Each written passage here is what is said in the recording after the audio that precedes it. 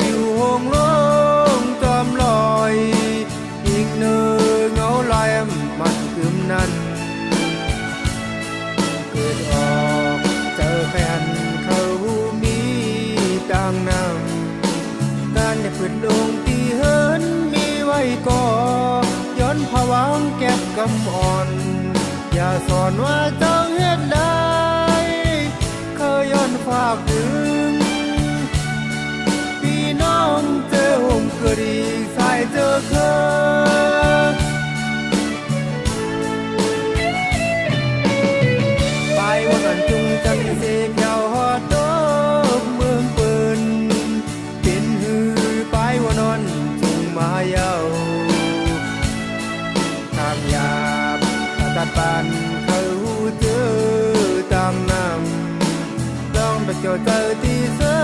ห้ามไว้ก่อนยันผาดอยู่อยากเจอเปิดกลางรถผู้มีอยู่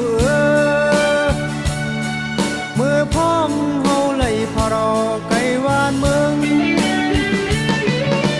พอมองแรงมาเย้าเจ้าแก่นมองเดินแรงมาก็จึงไปลับสิ่งยังเจอถึงเฮินเจอถึงวานเฮา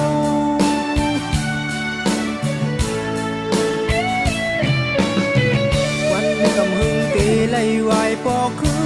นเมื่ออยู่โจกายังตึกไปปอกขึ้นใน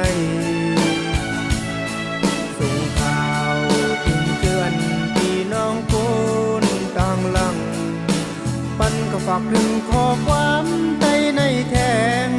ก็เลยยินให้เจ้าอุ่นอยู่สายเย็นเจ้าต่างเสงย้อนสู่ส่งถึง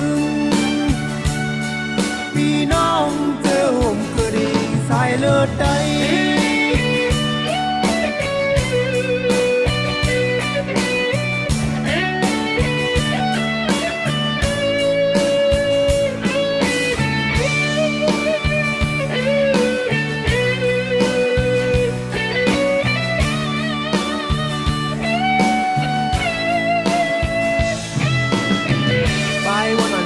จันเสกยาวหอดดอ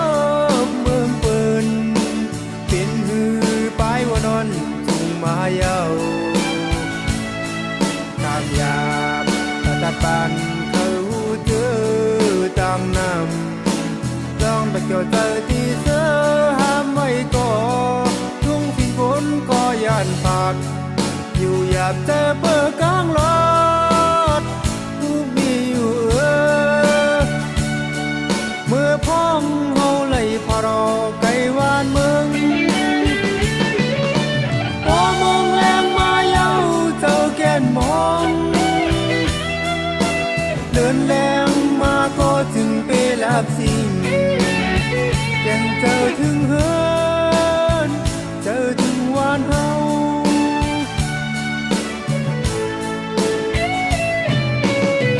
วันนี้กำหึงตีไล่วายปอกคื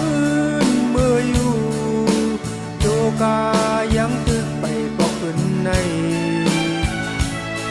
ส่งข่าวถึงเตือนพี่น้องคนต่างหลังปันก็ฝากถึงข้อความใดในแทงก็เลยยินให้เจ้าอุ่นอยู่สายเย็นเจ้าต่างเสงย้อนสู่ส่งถึง